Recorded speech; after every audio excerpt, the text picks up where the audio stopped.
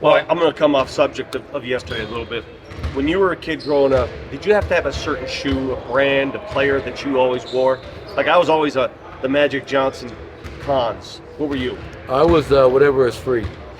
I mean, I'm one of 6 kids. My father was a high school coach at Pound Memorial, so we didn't have the luxury of getting what we wanted. We got what was given to us. And whether that was orange ponies from Syracuse, my father went there, or a lot of Chuck Taylors and Pro-Keds, and a lot of hand-me-downs. Pro-Keds. All right, but I look good in them. as his career, I guess, as he went up the ranks around, bigger teams with more gear, did the gear get a little better the older? Yeah, no doubt. I mean, we was at Syracuse. I mean, how many other kids were wearing orange ponies that said Syracuse on the back? And then when Pearl Washington went there, one of the greatest college players, one of the greatest high school players I ever saw, boys and girls, the whole team was wearing orange ponies, but Pearl had his own Pro-Keds contract. So he had orange Pro-Keds. So those were collector's items. But yeah, as the jobs got better, the sneakers got better, no doubt. Do you think sometimes the sneaker industry's out of control? Well, we have a couple of guys, like Dan Sheminsky is a sneakerhead, I guess Yes, he they is. call him. And it is such a big business. And what people are paying, I know like in the NBA, I think PJ Tucker is legendary with his sneaker collection. And I know over my years, I've got some pretty cool shoes that I've been able to collect. But the thought of paying for sneakers to me is just something that I can't comprehend. I'm still the free as me. Whatever's available, I'm going to wear and wear it with pride. But you do have a wife and 2 daughters, so there are other things that you have to pony up for you never thought you would? Well, I'm lucky because, through my dealings with Nike, I'm able to we're a Nike family right now. And I could easily be an Adidas family. I could easily be a whatever family. But Nike's taking great care of us. And this weekend in Kansas City, my daughter was Nike'd out. So really, really fortunate in that regard. How was having everybody back in the gym today? Tell you, Katie, it was obviously having Nicola here today, even Vlatko. I mean, Vlatko likely will not play this year, but he got in practice today. And I was so happy for him.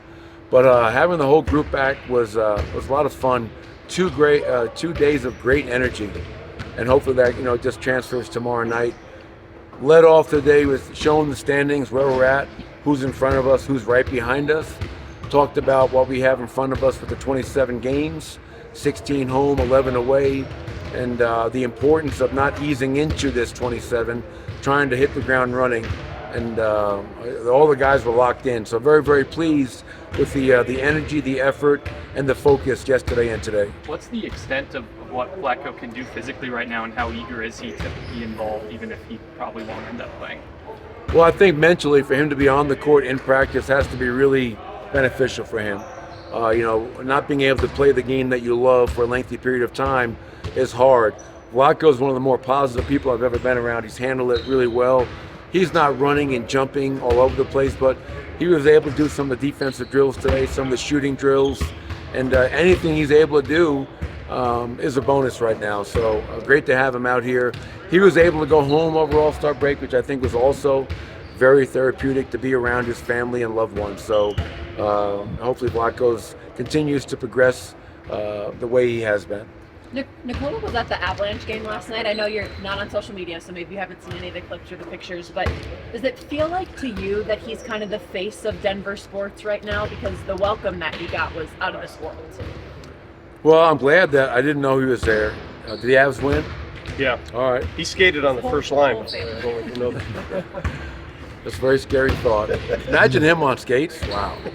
That'd be really imposing.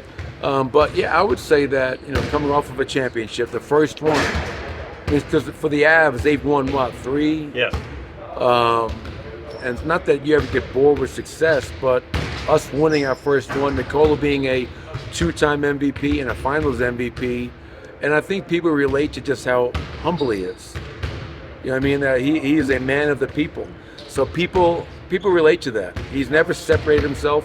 He's never changed, or the money and fame has not gone to his head. And it's him, his family, and just being the same old person every day. And how can you not love that?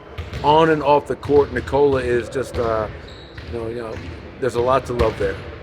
How do you balance the need for that break with you being the coach, frustrated at the 3 losses and maybe wanting to get that taste out of your mouth sooner? Well, I mean, just being patient, understanding, looking at, okay, you lose 3 in a row. Why did we lose 3 in a row?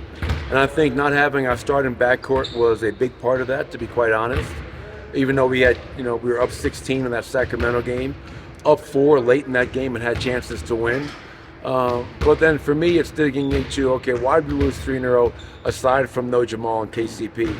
Last 3 games going into the break, we were dead last in points off our turnovers.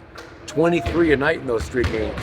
So we're beating ourselves. And we talked about that as well this morning before we practiced. So, yeah, you want to get back at it, but I think the break was so needed for a team that played over 100 games last year into the middle of June, and mentally, physically, emotionally getting away from it and coming back and understand what we have right in front of us. And I have complete confidence in that group that we can go anywhere and beat anybody in the entire NBA. We've proven we can do that. We just have to be a lot more consistent in these final 27. You guys had the number 1 seed pretty much locked up like a month before the regular season ended last year. The race is much tighter this year. How big of a focus do you think it will be to get the 1 seed again? For me, it's not like top 1 or 2 priority, to be very honest. And we talked about that with our team today. The good thing is Minnesota's number 1. We play them 3 more times. We're 3 games out, so we have avenues to become the number 1 team. It's definitely attainable, but I don't want to win that battle and lose the bigger war. When our starting unit plays, I think our record is like 24-6, a 75% winning percentage. So that to me is most important, is going into the playoffs, having our starting 5 healthy and ready for the load that's going to be placed upon them. As you get to the playoffs, the rotation shrinks and you play guys heavier minutes. So I think having home court in the first round is very, very important. I think having a healthy team going into the postseason is very important. And if we happen to be the 1 seed, that's just a cherry on top. But we're not going to put all our cards in just to attain that and risk being healthy for a very deep playoff run.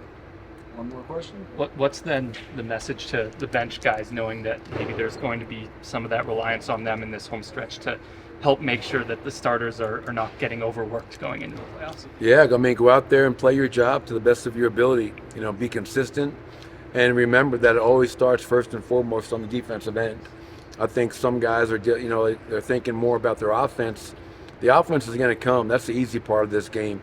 We have to be a team that can get stops, and if you break down our quarter-by-quarter defensive rating, it's really ironic, or not ironic, but just confusing.